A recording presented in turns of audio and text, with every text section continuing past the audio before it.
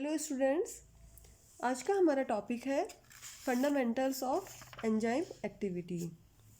हम सभी जानते हैं कि एंजाइम्स प्रोटीन्स होते हैं और जो एंजाइम्स होते हैं वो वेरियस फूड इंडस्ट्रीज जैसे कि dairy industry, braving industry, baking industry, meat industry, wine and fruit juice making industries में काम में आते हैं। एंजाइम्स होते क्या हैं? एंजाइम्स एक ऐसे सब्सटेंस जो कि लिविंग ऑर्गेनिज्म के द्वारा प्रोड्यूस्ड होते हैं और कैटलिस्ट के रूप में एक्ट करके एक स्पेसिफिक बायोकेमिकल रिएक्शन हमें प्रोवाइड करवाते हैं, इन्हें एंजाइम्स कहते हैं। तो एक तरह से ये प्रोटीन के रूप में काम करते हैं और इनकी कैटालिटिक प्रॉपर्टीज होती है क्योंकि इनकी स्पेसिफिक एक्टिवेशन प्रॉपर्टीज होती है। तो इस तरह से सारे बायोलॉजिकल मॉलिक्यूल्स जो कि कैटालिटिक एक्टिविटीज़ के योग्य होते हैं या कैटालिटिक एक्टिविटीज़ के प्रोवाइड करवाते हैं, जैसे कि आरएनए मॉलिक्यूल्स की तरह वो प्रोटीन्स नहीं होते हैं। तो एक तरह से करंट एंड फॉरेबल यूज के कारण एंजाइम्स को फूड इंडस्ट्री में प्रोटीन्स की तरह काम में लिया जाता है और इस तरह से हम कह सकते हैं कि एंजाइम्स जो होते हैं वो फूड प्रोसेसिंग में एक तरह से रॉ फूड इंग्रेडिएंट्स को प्रोड्यूस करते हैं और वो फूड हमें फिर कंज्यूमर के पास में पहुंचता है इजीली प्रिपेयर्ड होके। जो इंडस्ट्रियल एंजाइम्स होते हैं वो ट्रेडिशनली प्लांट से ड्राइव्ड होते हैं और एनिमल से भी ड्राइव्ड हो सकते हैं या माइक्रो ऑर्गेनिज्म जैसे कि alpha amylase, beta amylase, glucose isomerase, microbial lipase, catalase, cellulose, invertase, lactase इनसे ड्राइव हो सकते हैं। एनिमल से जैसे trypsin, chymotrypsin, pepsin, rennin, catalase, amylase, lipase इनसे ड्राइव्ड हो सकते हैं। तो बहुत सारे सोर्सेज हैं जिनसे कि फूड एंजाइम्स ड्राइव्स हो सकते हैं। जो एंजाइम्स होते हैं उनको बहुत सारे ग्रुप्स में भी डिवाइड किया गया है।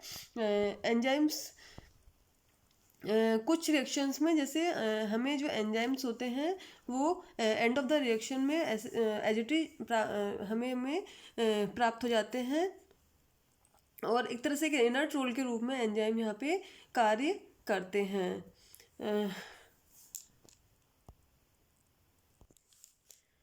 एंजाइम्स जो होते हैं सॉल्युबल होते हैं और कोलोइडल ऑर्गेनिक कैटलिस्ट होते हैं जो कि लिविंग सेल्स के द्वारा बनाए जाते हैं, स्पेसिफिक क्रिया करते हैं और प्रोटीन होते हैं नेचर में। ये 0 डिग्री सेंटीग्रेड पर इनएक्टिव होते हैं लेकिन 100 डिग्री सेंटीग्रेड पर मॉइस्ट हीट के द्वारा ये डिस्ट्रॉय हो जाते हैं। और जो एंजाइम सब्सट्रेट कॉम्प्लेक्स थ्योरी है वो उसके द्वारा ये बताया गया है कि एंजाइम और सब्सट्रेट के कॉम्बिनेशन होता है सबसे पहले और उसके बाद में लिबरेशन के through enzyme and reaction product का फॉर्मेशन होता है। तो यहाँ पे बहुत सारे केसेज में जो है सीरीज ऑफ रिएक्शंस इन्वॉल्व होती है और बहुत सारी बाई प्रोडक्ट्स बीच में ऐड होते रहते हैं। तो इस तरह से हम कह सकते हैं कि जो बहुत सारे एंजाइम रिएक्शंस हैं वो जनरली एनवायरमेंटल कंडीशन में प्रोसीड नहीं होती है। तो यहाँ पे एक एनर्जी ऑफ एक्टिवेशन की ज़रूरत होती है, हमें एक इंटरमीडिएट स्टेज की ज़रूरत होती है जो कि होती है हीटिंग और जिसके द्वारा उस रिएक्शन को एनर्जाइज कर सकते हैं हम। तो लोकन की प्रोसेस के थ्रू या हम कह सकते हैं फिशर मॉडल जो था उसके थ्रू एंजाइम्स वेरी स्पेसिफिक होते हैं और इस मॉडल के थ्रू हम एंजाइम और सब्सट्रेट के बीच में एक स्पेसिफिक लिंक हम बता सकते हैं।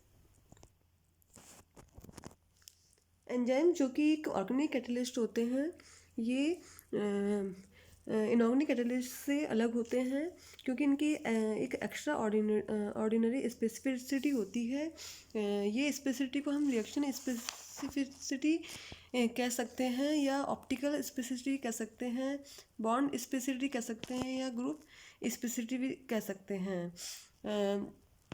इसको हम इस तरह से डेमोन्स्ट्रेट कर सकते हैं सिमिलर कंपाउंड में, जैसे कि जो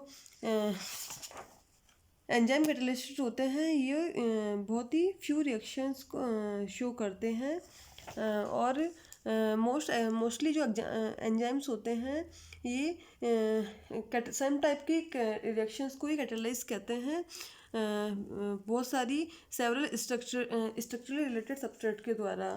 और जो इनकी जो रिएक्शंस होती है वो अल्टरनेट सबस्ट्रेट के द्वारा की जाती है, और इसी तरह से जो सबस्ट्रेट होते हैं वो बहुत सारे रिएक्शंस को